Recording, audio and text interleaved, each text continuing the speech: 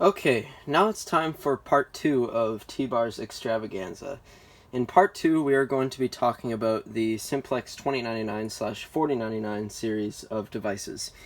And oh boy, do we have a lot.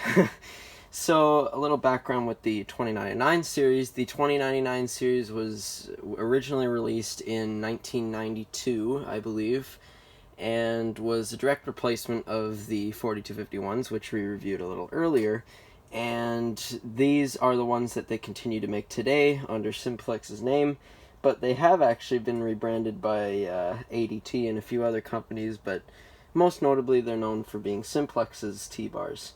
And I have a lot of variants, including some very rare ones that we are going to see here in a moment. So first we are going to actually start out with rather interesting ones. We have 1, 2, and 3. Now, you may be thinking to yourself, hey CJ, these are just 4251s. Well, actually no, these are in fact 2099s.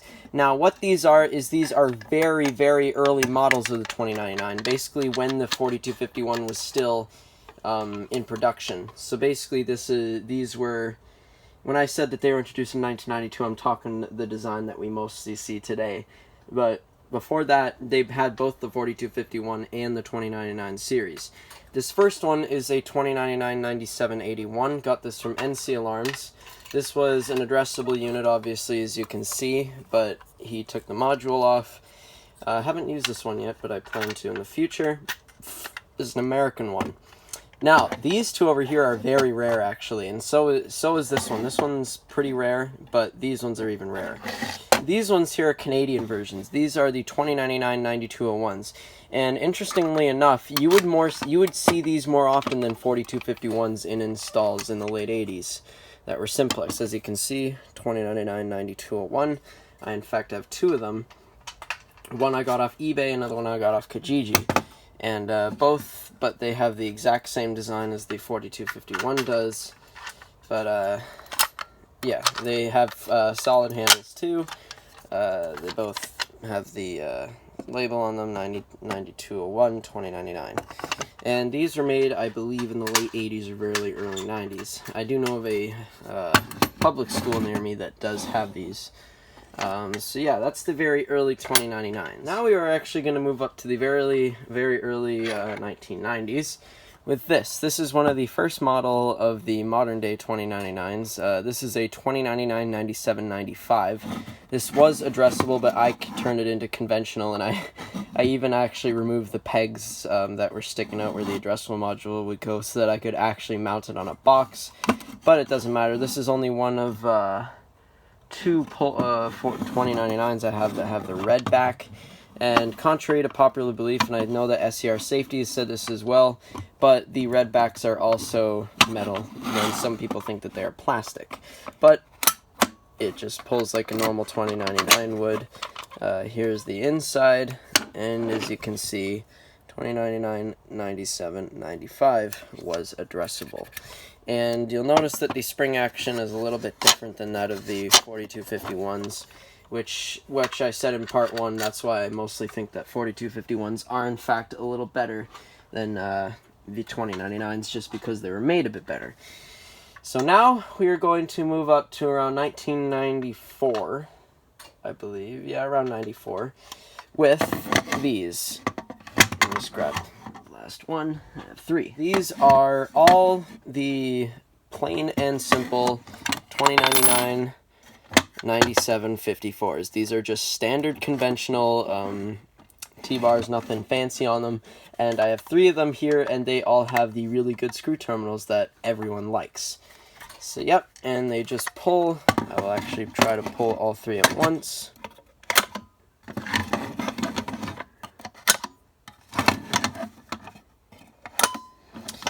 And I will reset them all. So yeah, these are basically just also your standard T-bars. This is a 9754, all from the early 90s. Some of my favorite 2099s. I really like these ones, and I do take, for those who are actually curious, I in fact have 36 T-bars, both 4251s and 2099s. All the 29.99s that I am going to show in this video are my entire collection of them. So, those are the 9754s that have regular terminals that everyone likes. Now, we are going to show first an example of this. This is another 9754, but it in fact has a red back, and it's got the terminals that are directly on the button itself, which I'm sure I'm not the only one, but a lot of people, including myself, I do not prefer these because they're a little bit harder to work with and they can be a little flimsy, but it just pulls the same way. I believe this T-bar is from around 1999. It does have a sticker on the inside that I kind of screwed up. Yep, 2099 9754. It's the same. Now we move up here and we have two more that are silverback, but they have your regular, or no, actually no, this one's special. This one is just a regular 9754 from the mid-90s that has, actually, in fact, I think this one is from around 2000, by the looks of it, but it has the crappy terminals with this little guard over it for some reason, and a silverback, but it's the same. And actually, I believe on the inside, yes, for some reason when I got this, the seller, it's on the back of a 9756 piece, which is actually the dual action version, but it's on a 9754 front cover. And right here, we actually have the Canadian version of the 9754, even though I don't really see what the difference is. This one's a little dirty, I had to clean it up a bit, but I'm going to try to fix it a little more eventually. But it's literally the exact same. It's got that, it's got a little wiring diagram, I think. But it is in fact a 9754-C.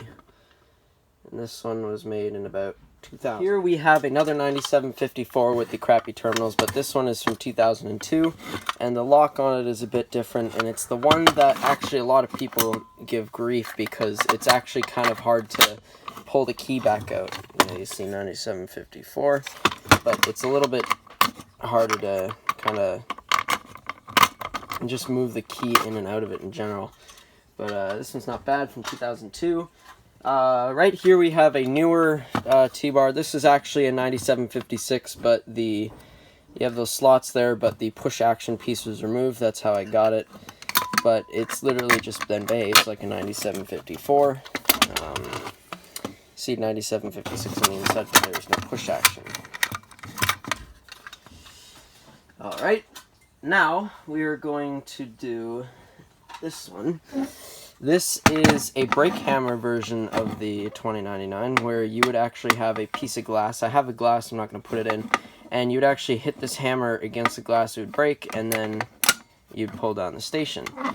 But this is a Canadian model. This is a 2099-9103C. As you can see right there. It's got these interesting, really tiny terminals, which are pretty good, I guess you could say. And the date on this one is 1993, because the button has a little state code on it, and I go by that. Next, we have a newer, this is actually a 2099-9124C. It is a maglock double contact, no, 9102C, my mistake. As you can see right there, it's a Canadian, and what this one has is the clicky button. And what that is for is it has an extra set of contacts, which I actually had to put a 4251 one in here, or one off of a 4251. So it looks a little different. Normally it would have two wires coming out the side with your blue splicer, but it was made for like things like door holders and stuff for magnetic locks. Alright, now we have an interesting version right here. This is a bilingual T-bar that I got actually from my airport. It was addressable, but as foolish as I was, and I always regret doing this, that I took the addressable module off of it, but I could put a new one back on. I could just find one and slap it on there, but it is a 4099-9005 CAB. So a CA and then bilingual for B. And it's got the mag lock button again, but it's literally just in French and English. Terre pour the fire. Next, we have two pull stations that are similar, yet very different. We have these. These are two-stage, or dual action 2099s. This one is a conventional model, 2099-9756. This is an addressable IDNet module, or model 4099-9003, but both just pull down. You just push in and pull down. This one has the cube module, and yep, and then this one is the same, and this one's brand new still in really good shape. And on the inside, it says 9756. So lastly, we have three more T-bars. This one is a Simplex 4099-9004 CA, which is a dual stack, or a second stage, or two-stage IDNet, Canadian style IDNet module pull station that is just standard regular push button.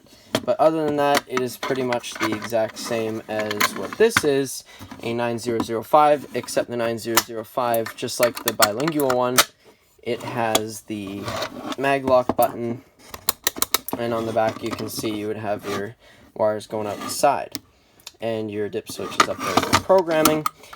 And last but not least, this goes up. There we go. Last but not least, we have a standard Simplex 4099-9004. This is just a regular single-stage addressable IDNet pull station that has the LED right here. So, that has been T-Bar Extravaganza with CJ9899. Stay tuned for further videos in the future. Make sure to like, comment, and subscribe for more. And we'll see you guys in the next video. Bye for now.